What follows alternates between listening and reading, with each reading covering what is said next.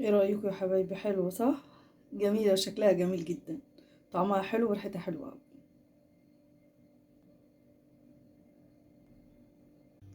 بسم الله الرحمن الرحيم، والصلاة والسلام على أشرف المرسلين سيدنا محمد وعلى آله وصحبه وسلم. ازيكم يا حبايبي؟ عاملين ايه؟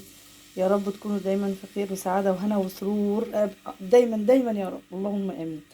دلوقتي يا حبايبي انا هعمل معاكم كبدة الفراخ بس بطريقة جديدة، مش زي كل مرة ما انا بعملها. دلوقتي حطينا مادة دهنية وحطينا البصل، قطعنا بصلة صغيرة كده هنشوحها، وبعد كده هنشوف هنعمل ايه يا حبايبي.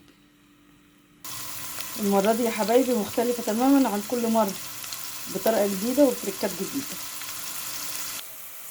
دي حبايبي كده البصلة، ونحط عليها كمان معلقة توم،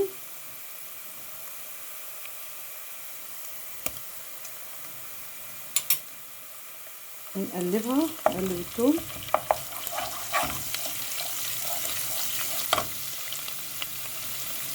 كده. قلبنا معلقة التوم يا حبايبي. كده هنزل بالكوات الصغيرة القلوب عشان دي تاخد سوا شوية عن الكبدة.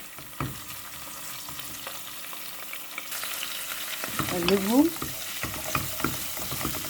سيبهم يستووا شوية.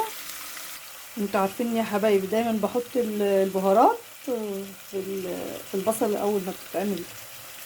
دلوقتي معانا كمون وقرفة وملح والسبع بهارات وكزبرة وفلفل اسود وشوية زعتر صغيرين. حطهم كده على الكواز وهي بتستوي، على القلوب وهي بتستوي. احنا بنسموها كواز انتوا بتسموها قلوب بقى، بتسموها زي ما بتسموها، عشان الريحة دي بتطلع مع الزيت مع البصلة بتدي تحفة، تبقى البهارات عاملة تحفة، حاجات كده مقولكوش ولا الخيال يعني. ادي الكبدة يا حبايبي، عاملة معلقة توم بفلفل احمر على اخضر، معلقة صغيرة وكمون، دعكهم في بعض. هننزلهم كده على الكبدة. نزلناهم كده على الكبدة وهندعكهم بقى في الكبدة كلها. اعملوها بالتركات اللي انا بعملها دي، تبقى جميلة جميلة جدا. ريحتها ما اقولكوش بتبقى عاملة ازاي، وطعمها بيبقى لذيذ جدا. كده يا حبايبي هننزل بالكبدة على القلوب وهنقلبها.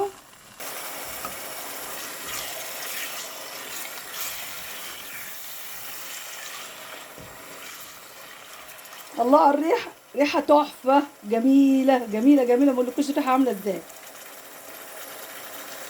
لسه في تركات يا حبايبي، خليكم معايا لاخر الفيديو. متنسوش بقى اللايك والاشتراك وتفعيل الجرس وكلمتين حلوين في التعليق يا حبايبي يشجعوني. نعصر كده نص ليمونة عليها يا حبايبي.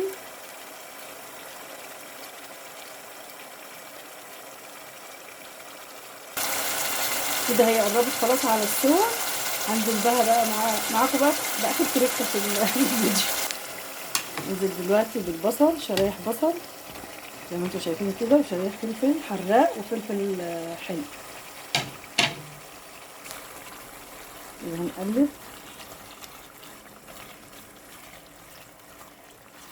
نقلبها ببعضيها. بعد ما نخلص شوف شكلها بقى عامل ازاي، هنقول شو اقول لكم طعمها حلو ولا لا. انا بحبكم قوي قوي قوي، بحبكم في الله يا حبايبي. متنسوش اللايك والاشتراك وتفعيل الجرس وكلمتين حلوين.